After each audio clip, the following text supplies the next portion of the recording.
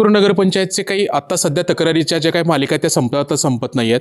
आज खरं तर बघायला गेलं तरी आज चाकूर नगरपंचायतमध्ये हे तिसरं निवेदन आहे. या निवेदनावरती म्हणजे प्रशासनामध्ये किंवा या चाकूर नगरपंचायतच्या विकासाच्या संदर्भात जनतेच्या काय प्रतिक्रिया आहेत, जनता खरंच समाधानी आहे की नाही, या सगळ्या गोष्टीचं बघायला गेलं तरी आत्ता आपल्यासोबत पपोभाई शेख आहेत.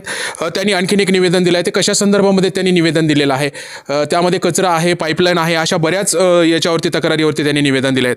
तर आपण त्यांना विचारूयात की कशा पद्धतीने त्यांची तक्रार आहे. तर आपलं काय मत आहे, म्हणजे कशा प्रमाणे आपण निवेदन दिलेलं आहे? तिरतवाडी फाटा ते चाकूरचे पाईपलाईनचे काम चालू आहे. त्या पाईपलाईनच्या बाबतीमध्ये सांगायचं म्हणजे त्याच्यामध्ये एस्टिमेटप्रमाणे काम होत नाही. मी चाकूर नगरपंचायतीकडे 5 दिवसापूर्वी एस्टिमेटची कॉपीची मागणी केली असतानासुद्धा मला जाणून बुजवून टाळाटाळ करतायत आणि टोलाटोली करतायत. या नगरपंचायतीमध्ये कुणीच वाली राहिलेलं नाही.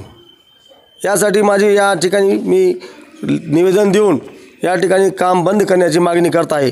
माझा दुसरा प्रश्न आहे, वस्तीवाडच्या बाजूस हावे रोडला जे घनकचरा टाकत आहेत त्या वस्तीवाडच्या एरियामध्ये दलित, मुस्लिम असे गोरगरीब मजूर लोक राहतात, म्हणून या बाबीकडे जाणीवपूर्वक हे नगरपंचायत दुर्लक्ष करत आहे असं माझं म्हणणं आहे.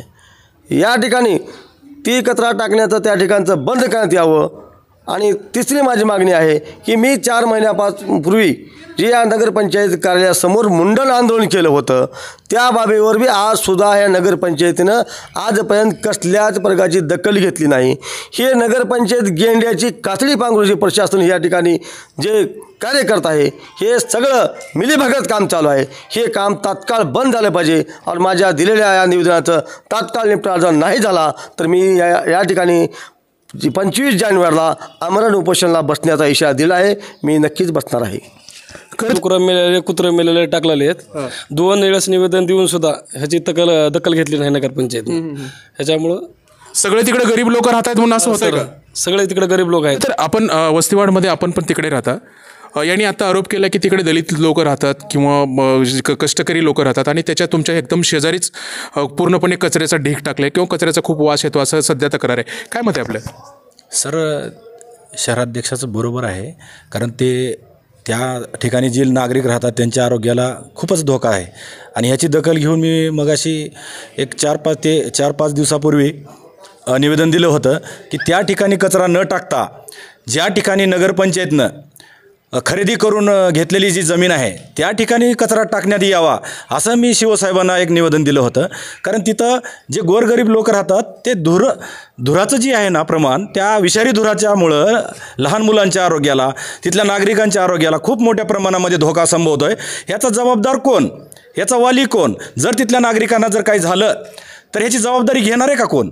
इथला नगराध्यक्ष असतील, इथले शिओ असतील, इथले प्रशासकीय अधिकारी असतील, गुत्तेदार असतील, कोण घेणार आहे तिथल्या नागरिकांच्या जीवाला जर धोका झाला तर त्या संदर्भामध्ये जी पप्पूभाईनं जे या ठिकाणी आज निवेदन दिलेत ते मला वाटतं की एक सामाजिक जाण ठेवून त्यांनी या ठिकाणी एक जिव्हाळ्याचा प्रश्न या ठिकाणी निदर्शन आणून द्यायचं काम केलेलं आहे.